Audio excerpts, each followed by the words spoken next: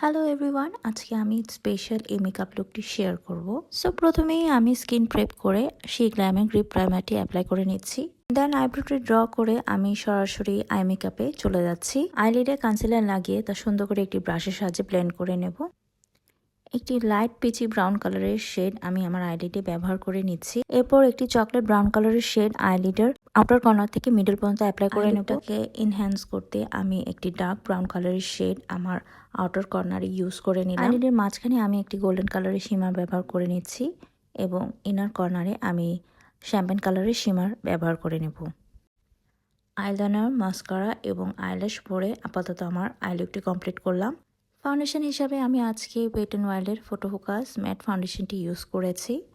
এরপরে liquid control, liquid blush ব্যবহার করে নেব। হাইলাইটেড প্লেসগুলোতে আমি কনসিলার লাগিয়ে একটি ব্রাশের সাহায্যে সুন্দর করে ব্লেন্ড করে নিব। এবার পুরো মেকআপটাকে একটি পাউডার দিয়ে সেট করে নিচ্ছি। এরপরে পাউডার কন্ট্রোল এবং পাউডার ব্লাশ ব্যবহার করে নিচ্ছি। চোখের নিচে কাজল লাগিয়ে আমি একটি ব্রাউন কালারের শেড দিয়ে স্মাচ করে নিয়েছি।